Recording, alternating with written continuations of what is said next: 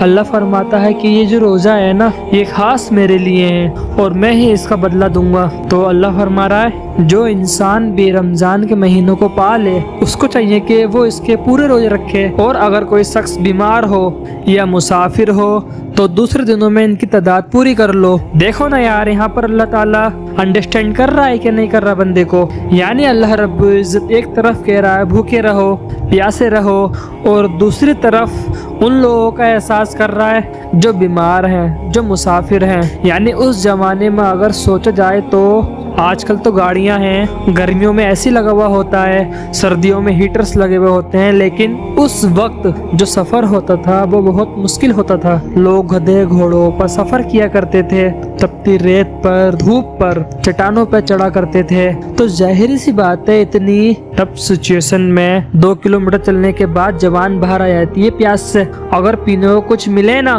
تو جان حلق تک آ جاتی ہے۔ تو اللہ احساس کر رہا ہے نا مسافروں کا، اللہ کو پتا ہے نا سفر میں کیا حال ہوتا ہے۔ دیکھو اللہ کیسے جان رہا ہے انسان کی فیلنگز۔ تو مسافروں پہ روزہ معاف کر دیا کہ اگر کوئی ضروری سفر ہے اٹس اوکے، نو پرابلم، آپ کے پاس آپشن ہے، چاہے تو آپ روزہ اسکپ کر دو، لیکن پھر بعد میں اس کی قضا بھی کرنی ہے رمضان کے بعد، جب تم ایزی ہو جاؤ، جب تم ریلیکس ہو جاؤ۔ اور بیماروں کو بھی دیکھو اللہ تعالیٰ کیسے انڈرسٹینڈ کر رہا ہے کہ بیماری میں انسان بہت کمزور ہو جاتا ہے۔ جنہوں نے بیماری گزاری ہیں انہیں پتا ہوگا، میڈیسن لینی پڑتی ہے، صحت کو مینٹین رکھنے کے لیے ڈائٹ لینی پڑتی ہے۔ تو اللہ تعالیٰ کر رہا ہے نا انڈرسٹینڈ بندے کو، بندے کی سچویشن کے مطابق۔ ہمارا رب تو جیتا جاگتا ہے، دیکھتا ہے، سنتا ہے، سمجھتا ہے، ساتھ ہے۔ ہمارا رب زمینی من گھڑت خداؤں کی طرح تھوڑی نہ ہے کہ جن کے سامنے رویا جائے، جن کے سامنے لمبی لمبی باتیں رکھی جائیں اور وہ ٹس سے مس نہ ہو۔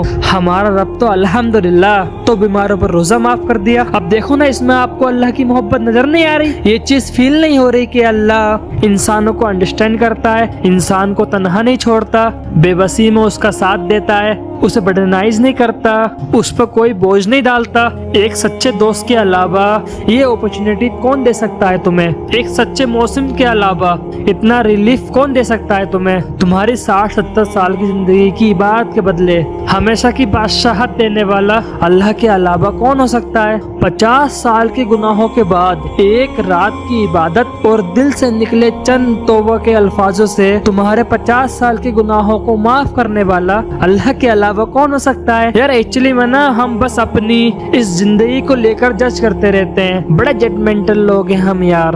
حالت خراب ہے تو سمجھتے ہیں جیسے سب کچھ ہی خراب ہے، اب زندگی میں کچھ بھی اچھا نہیں رہا۔